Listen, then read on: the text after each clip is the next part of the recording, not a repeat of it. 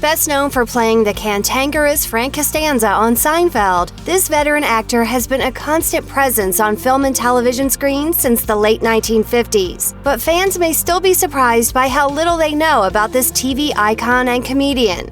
This is the untold truth of Jerry Stiller.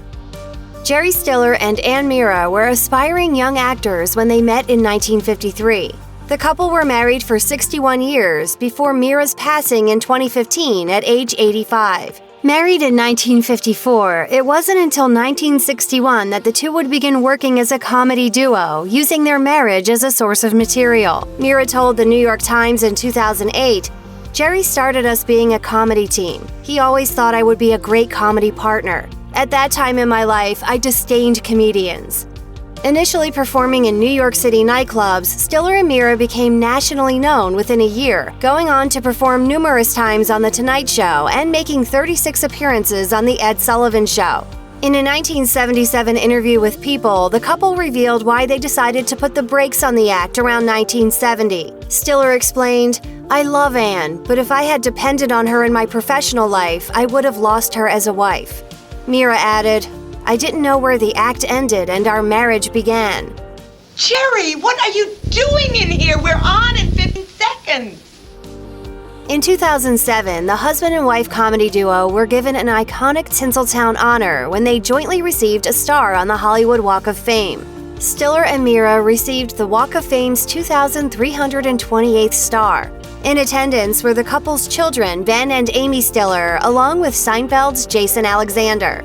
The star recognized their success as a comedy team as well as their solo achievements, including 1 Emmy nomination for Stiller and 4 for Mira. Both Stiller and Mira distinguished themselves as individual performers while reviving their joint comedy act whenever the opportunity arose, a scenario that actually brought them closer together as a couple. As Stiller told People in 1977, the innate cultural differences between the two, he is Jewish of Austrian-Polish descent, Mira's ancestry is Irish, was central in both their comedy and their relationship. Stiller said, "It occurred to us that we were an unlikely couple. If there was any logic to it, we never would have gotten married in the first place." The sharp improv skills of Jerry Stiller and Ann Mira made them naturals for commercials. And by 1977, Stiller and Mira had done commercials for everything from office equipment to Jack in the Box restaurants. Mira told the magazine, "We sell out with class. We won't do a commercial unless it's funny and the product is decent." The couple's most successful commercial deal was with Blue Nun Wine, which they began plugging via comedic radio commercials in 1969. According to People, by 1977, they were in the midst of a 3-year contract worth $300,000. During the period the couple recorded commercials for the brand, sales of Blue Nun rose, quote, from 90,000 cases a year to over 800,000.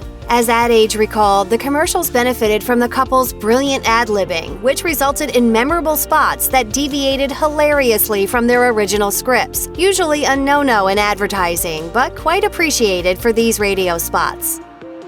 Jerry Stiller was a lifelong fan of the New York Knicks and over the decades had been a frequent presence at the team's home games in Madison Square Garden. Stiller and wife Ann Mira joked about his obsession with the team in a scripted comedy scene they wrote for the New York Times, in which Stiller returns home and asks if she's recorded the Knicks-Lakers game. "I think so," she answers. Stiller replies, "You think so? This is a very important game."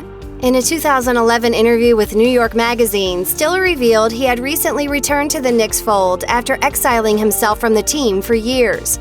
He said, "I really love basketball, but I was off because of that disaster trip they were on for so many years. It depressed me. But I'm back with Carmelo Anthony, and I love this guy Landry Fields, who is a great rebounder. There's a new spirit to the team, and I went to a game the other night for the first time in 8 years, and I had more fun than I could imagine."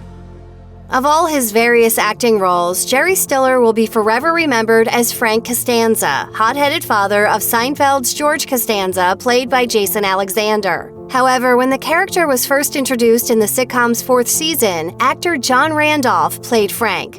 As Stiller told the Television Academy, he had been offered the role but had to turn it down due to a commitment on Broadway, so Randolph was cast instead.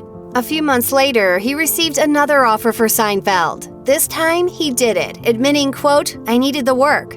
As Stiller recalled, he was initially instructed to play the character as meek so that he'd contrast with actress Estelle Harris, playing Frank's loud, always yelling wife. In rehearsals, however, Stiller felt it wasn't gelling. One day, out of frustration, he changed things up. When Harris screamed at him, he erupted in anger and yelled back. Everyone loved it, and the Frank Costanza fans know and love was born.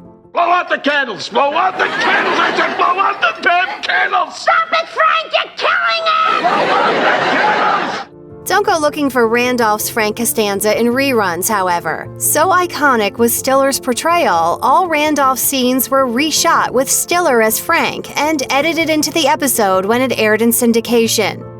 One thing that had always puzzled Jerry Stiller was the ethnicity of Seinfeld's Costanza clan. Costanza is certainly a name with an Italian flair, yet the family appeared to be Jewish. Stiller joked about the disparity during a 2008 performance at Cornell University, saying, "How does a family that eats kasha, knishes, and knedla have the name Costanza? I always tell people we were a Jewish family in the witness protection program."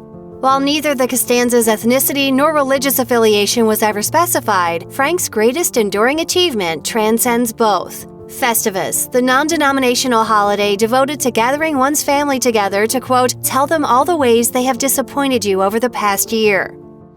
A new holiday was born. A Festivus for the rest of us.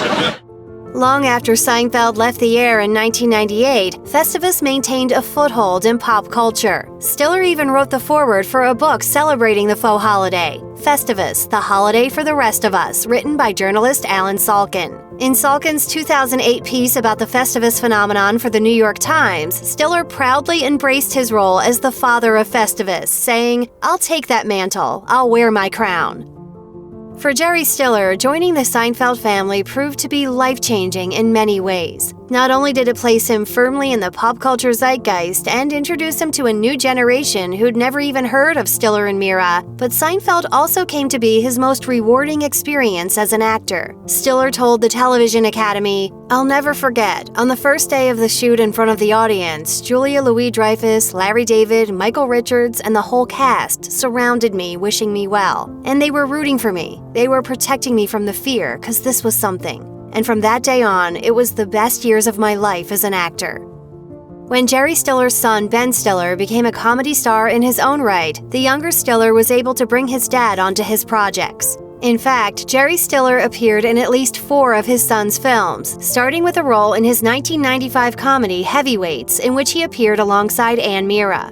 The elder Stiller next appeared in Zoolander. In the 2001 blockbuster fashion spoof and its 2016 sequel, the Seinfeld star hilariously portrayed Mari Ballstein, the backstabbing agent of male model Derek Zoolander. He also appeared in the Ben Stiller starring 2007 remake of The Heartbreak Kid. According to Ben Stiller, casting his dad in movies was a no-brainer.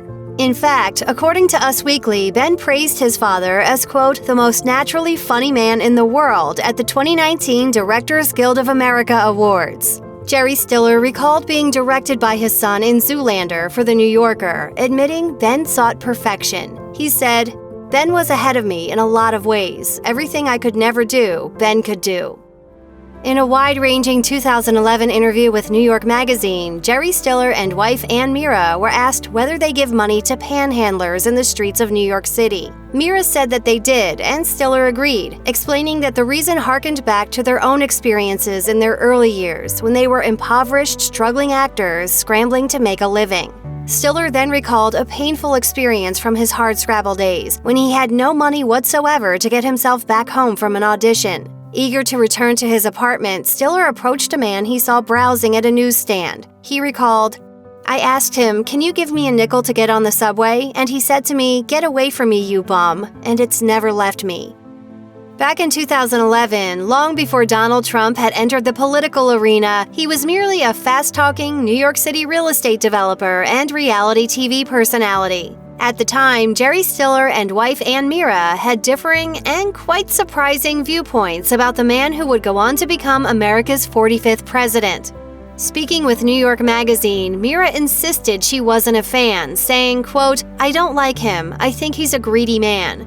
Stiller disagreed, saying, quote, "I'm not going to say that at all," revealing Trump had hired the couple to perform, quote, "when we were flat on our back." Stiller also recalled once being seated next to Trump at an event. During their conversation, Stiller was impressed that Trump talked like a real guy. I like him because I know just what he is, a showman. He's a bit of a guy that wants to be in show business. I don't mind his hair, I think it's all part of the show. But then the other thing he said to me once, which I'll never forget, he said, "I like your son. For that, I love him." In January 2019, Jerry Stiller made headlines when a health scare put him in the hospital. Radar Online was the first to report the news, claiming the actor, then 91 years of age, had experienced, quote, stroke-like symptoms and categorized his condition as serious. However, follow-up reports were much less dire. A friend of the family shared with Us Weekly, "Jerry is fine. He had no signs of a stroke. He's 91. He had an episode and they took him to the hospital to be checked out. He's completely fine and is resting comfortably. He should be home in a couple of days." A lifelong New Yorker, Jerry Stiller lived in the same apartment in Manhattan's Upper West Side for more than 5 decades. He told New York Magazine, "We've been in our apartment since the day Ben was born."